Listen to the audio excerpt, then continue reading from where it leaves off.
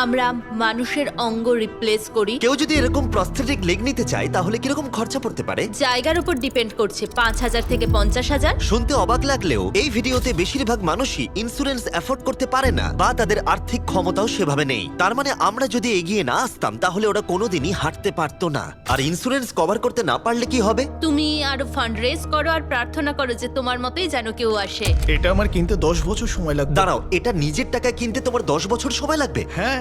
এটা তো চ্যান্ডলার, এটা শুনে আবার খুবই খারাপ লাগলো। তাই আমরা তোমাকে $10,000 দিতে চাই। না, এটা আমার জীবনের সেরা মুহূর্ত, আমি কোনো দিন ভুলবো না। আমরা পাশে আছি। তুমি এখানে এসেছিলে একটা পানি আর বাড়ি যাচ্ছ দুটো পা আর $10,000 নিয়ে।